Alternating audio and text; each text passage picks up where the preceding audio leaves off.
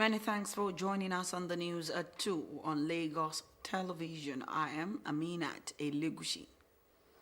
The 36 state governors of the Federation have unilaterally demanded the immediate withdrawal of the National Tax Reforms Bill, delivering a significant strategic blow to the comprehensive efforts undertaken by the Taiwo Oyedele-led Presidential Fiscal Policy and Tax Reforms Committee.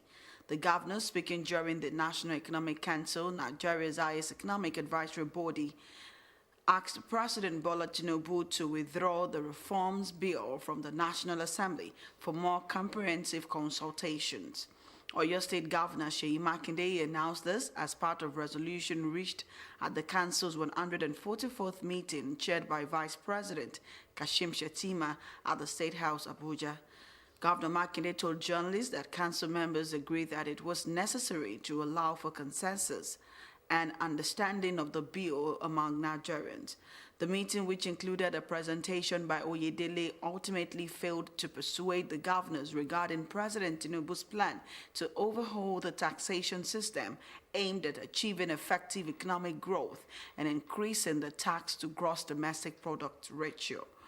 Recall that President Bola Tinubu and the Federal Executive Council recently sponsored a bill to restructure and streamline tax processes, establish a unified revenue service, and simplify financial obligation for businesses and citizens. The federal government has issued a 9-month ultimatum to individuals keeping dollars outside the banking system. Briefing journalists after the National Economic Council meeting in Abuja, the Finance Minister and Coordinating Minister of the Economy, Wale Edu, said the government has unveiled a new policy for Nigerians to deposit dollar bills held outside the formal banking system without scrutiny, saying there will be no penalty, taxes, nor questions. It says the program lasts for 9 months, emphasizing that it is unsafe, unsecure, and it is outside of legal limits. The minister also stated that 25 million Nigerians have benefited from federal social protection initiatives, including digital outreach, micro-enterprise loans, and sector-specific support for power, agriculture, manufacturing, health, and compressed natural gas initiative. The Dangote Petroleum Refinery says it has not received authorization from the Nigerian National Petroleum Company Limited to supply petrol to members of the Independent Petroleum Marketers Association of Nigeria. It announced this on Thursday as oil dealers under the aegis of the Petroleum Retail Outlet Owners Association of Nigeria demanded the refinery to release its PMS price, stressing that its silence on the matter had dragged on for so long. On Wednesday, IPMAN's national president Abubakar Maigande said his members had gone to the Lekki-based refinery but could not lift petrol for almost 4 days. Maigande was reacting to Tuesday's comment by the president of Dangote Group, Aliko Dangote, that the facility has over 500 million liters of petrol, but marketers were nowhere to be found. The national president of Petron, Billy Harry, corroborated the position of his IPMAN counterpart, saying that the petrol retailers had approached the refinery on the need to load product, but this never worked.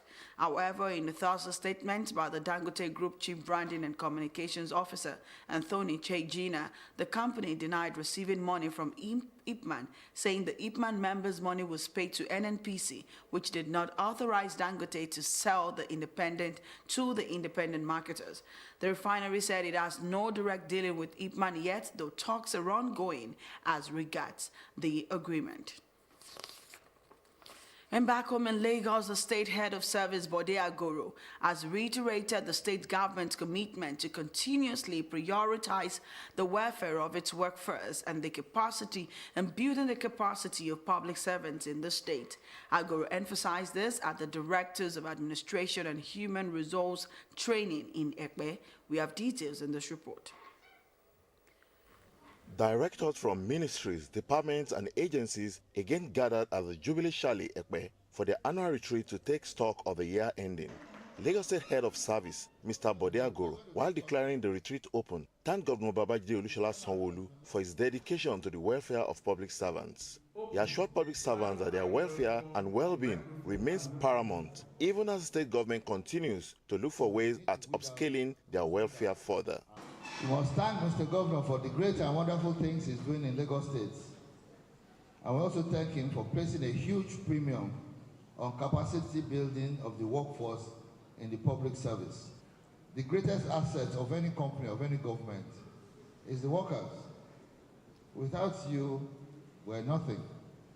So it is important that we take care of our people of our own. We have opened discussions with the Nigerian Social Insurance Trust Fund with a view to keying into the employee compensation scheme. So watch this space. There's a lot of benefits in that Social Insurance Trust Fund that will be of significant use to all public servants. I won't say more than that for now, but watch the space.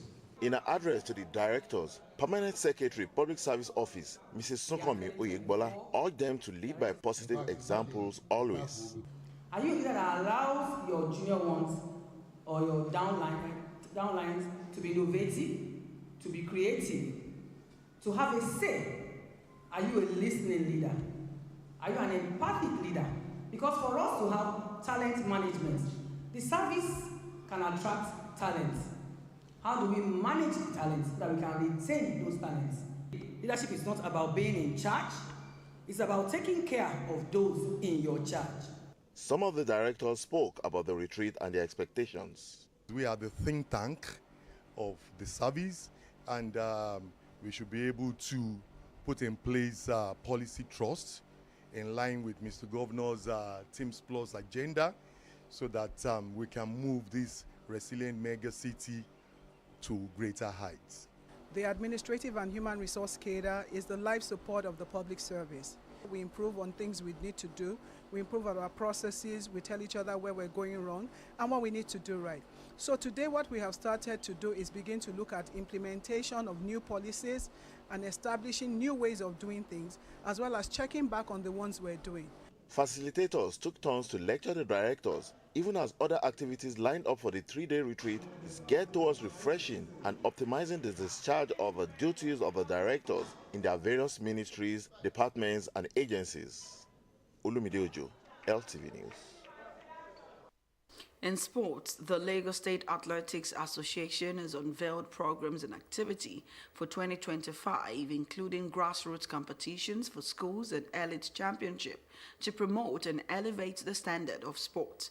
The new technical department of the association was filled by seasoned coaches who occupied various positions, bringing their expertise and experience to achieve greater results in the coming years. We have details in this report.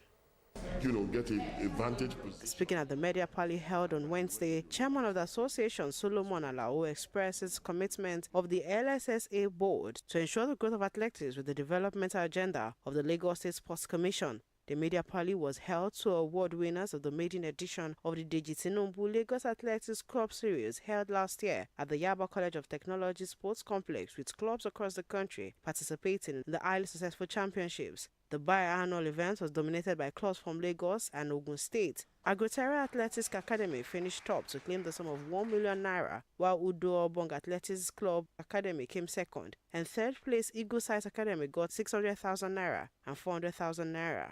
Alao stated that the DT Lagos Athletic Classics, instituted by the association to celebrate the legacy of late Deji Tinubu, will hold next year, and the premier event will hold in phases with senior athletes and top-performing talent from clubs in the state competing. We would like to thank the family of late sports icon, Mr. Deji Tinubu, for the support that we have enjoyed so far. And we hope to continue to work with them, far into the future to develop more talents, to create and sustain a platform where not just athletes, but even technical officials, coaches are showcased, and they are given opportunities to show their prowess. While looking forward to an exciting and well-packaged second edition of the Deji Tinubu Athletics Classics, Vice Chairman Yemisi Tinubu states that the association is delighted to finally reward the clubs and their athletes following the fiercely contested debut championship. Tinubu applauded the LSAA chairman Dr. Alao for his efforts and immense support towards the DT Athletics Classics and other programs of the association. The next edition comes up next year because it's a biannual competition. And of course, it's going to be bigger and better. We're looking forward to rewarding a lot more athletes and having a lot more clubs participate in the event. It's going to be bigger. You know, we don't do things in small measure in Lagos State. And because of the person that we're honoring, you know, he was so big on discovering talent, encouraging talent, and rewarding them as well.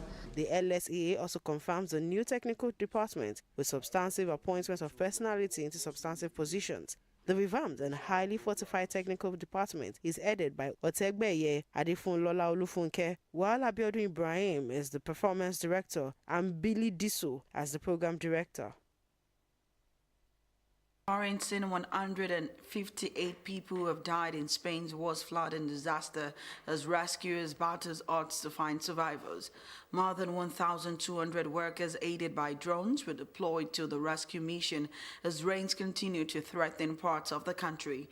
In some of the town's worst hit, people were left to task of recovering bodies from the mud and wreckage. At least 155 deaths were recorded in Valencia, while another 2 have been recorded in Manchester, to which the province west, and another, a British man, in Andalusia. In the town of Perpota, Valencia, where a river burst its banks, at least 40 deaths have been recorded so far. Meanwhile, motorists have recounted the horror of being trapped by the surging tides, which turn highways and streets into rivers, while many who survived climbed trees or bridges for escape. For more news, connect with Lagos Television on these social media platforms.